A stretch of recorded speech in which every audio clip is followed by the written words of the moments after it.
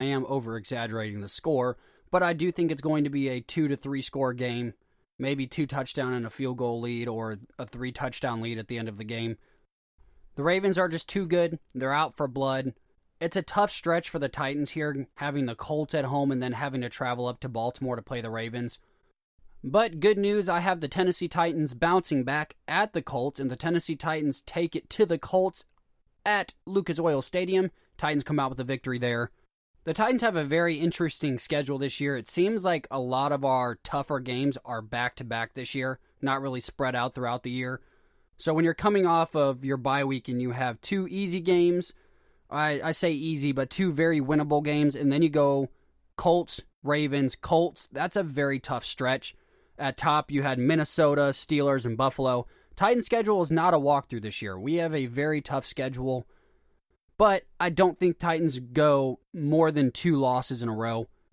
Colts get it taken to them by the Tennessee Titans. Titans definitely take it. And it doesn't get too much easier the week after. Browns at the Tennessee Titans. Browns come out and get some revenge after the Titans spoil their first day last year. Browns take this game. I think this is the year the Browns show up and show out. If not, Baker's gone for sure. A lot of that team is being dismantled, and they're back to a rebuild season the very next year. They have too much talent this year. They have too much talent to not succeed. I could go out there and throw a daggum football 10 yards and make the Browns win at least 5 games. So if Baker Mayfield plays half as well as he could, if he plays decent, the Browns are going to be a very good team this year. They're going to be fighting for that number 1 spot in their division. I just see the Browns exacting some revenge this year on the Tennessee Titans, and I see the Browns having a very good year. This is the year the Browns make the playoffs. Playoffs! Yes, the Browns are going to make the playoffs this year. So don't be disappointed too much in this loss, Tennessee. The Browns are going to be a very good team, and they're stupid good on offense, so it's going to be very hard to stop. Unless the Tennessee Titans can go ahead and grab Jadeveon Clowney, which, Clowney, I know you're not listening, but if you are, or if you ever were, just sign the dotted line, bud. Just please.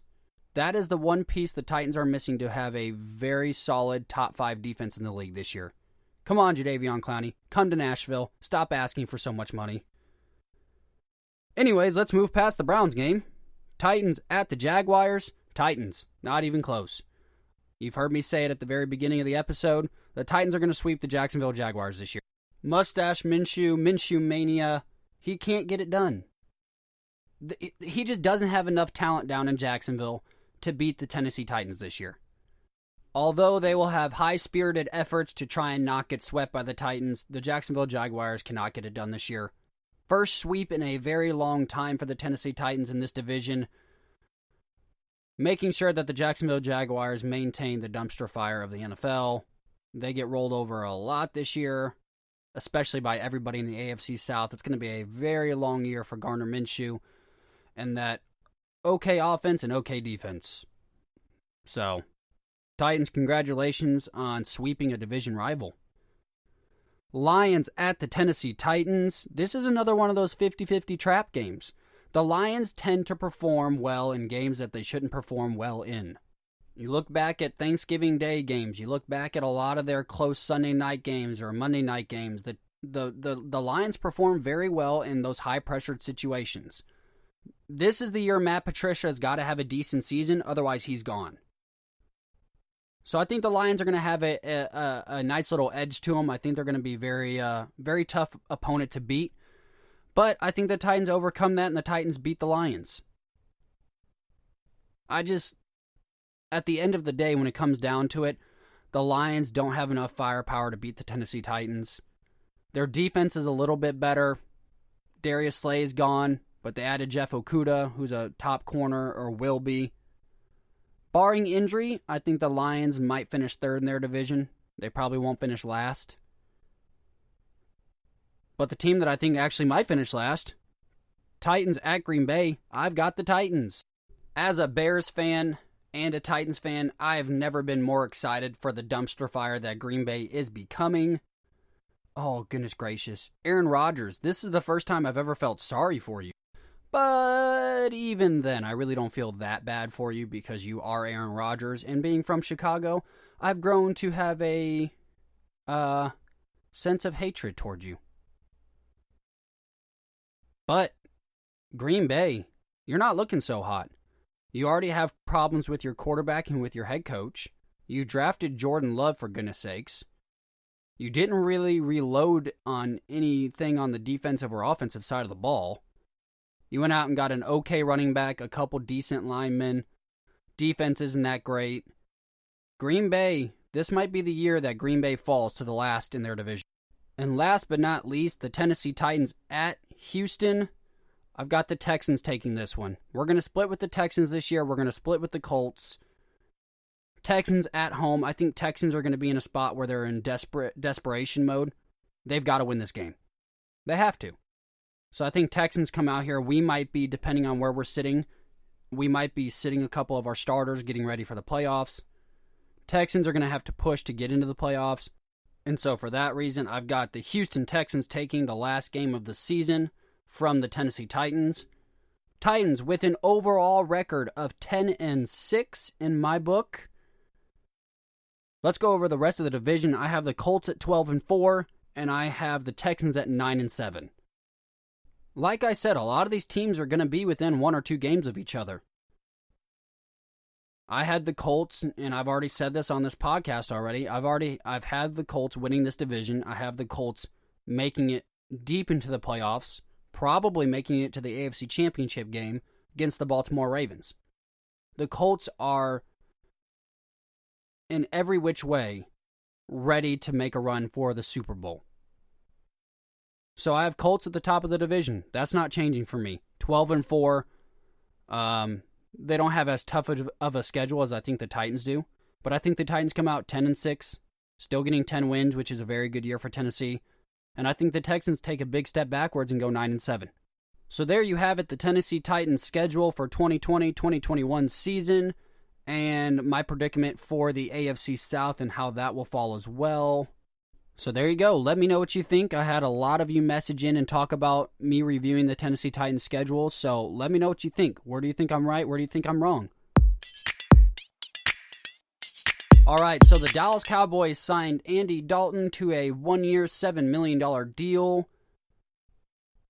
Dak's in trouble.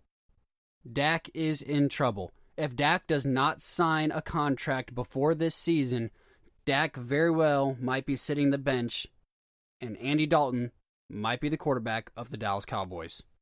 Here's the deal. The Dallas Cowboys and Dax Prescott have had this ongoing fight of their contract.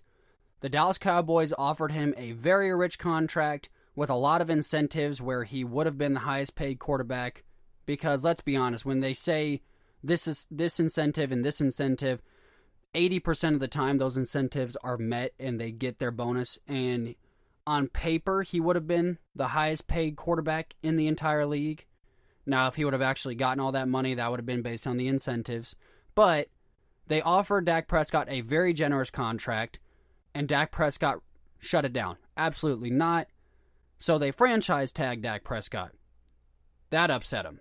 Dax Prescott's been arguing about that, not been very vocal in the media, but been very vocal that he's not going to show up to OTAs, he's not going to show up to any of his training, and the Dallas Cowboys were left with, is Dax Prescott going to show up and play start of the season? So the Dallas Cowboys made a very smart decision and went out and got one of the veteran quarterbacks that was on the open market, and they went out and got probably the best one in Andy Dalton.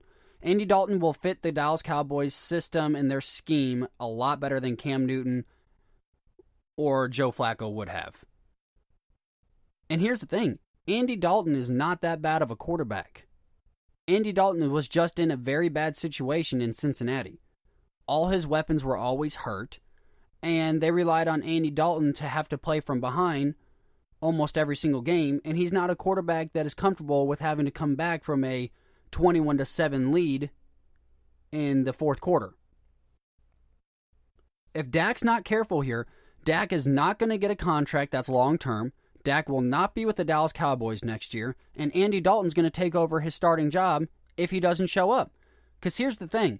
If Andy Dalton plays semi-decent to start off the year and the Dallas Cowboys are 3-1 or 4-1, Jerry Jones isn't going to make the switch and put Dax Prescott in. I think Dak Prescott needs to come to an agreement immediately with the Dallas Cowboys. Dak Prescott kissed goodbye to his big contract when he told them no the very first time. He is not going to get this kind of money or that kind of contract that he wants from any other team in the league. It's a scary time for Dak Prescott. Sign on the dotted line. Jerry Jones is willing to move forward with Andy Dalton at the quarterback position. Mike McCarthy is willing to move forward with Andy Dalton at the quarterback position. Despite what you think about Andy Dalton, I think Andy Dalton will do very well in Dallas. I think he'll perform well on this one-year contract, and I think he's going to be back the next 2 or 3 years on a 2 to 3 year deal. And I kind of held off. I really didn't want to do a segment about this, but the more that this has been playing on and the more Dak Prescott continues to refuse decent offers, the more this story becomes interesting to me. Because Andy Dalton might be able to revive his career and have a very good 3 to 4 year stint in Dallas. And Dak Prescott, I feel bad for him because I don't think he's going to get the big contract that he wants from any other team in the league. And here's the thing, Jerry Jones is very good at dealing with his players, and Jerry Jones is very good at getting deals done and getting them done quickly. That's one thing, no matter what you think about Jerry Jones and about the teams that he's assembled over the years, or with him always having to be in the media and in the news, put all that aside, Jerry Jones gets things done and gets them done quickly. Ezekiel Elliott was back on the football field before the start of the season last year. So I can't imagine what kind of numbers Dak Prescott is asking for if he turned down technically the highest contract ever for a quarterback in the NFL. Him and his agent, which I would have fired my agent a long time ago, Dak, because your agent is leading you to out of a job in Dallas, which is a great spot for you, and into an open market where you're not going to get the money that you're looking for. But his agent's got to be asking for a guaranteed $40 million a year.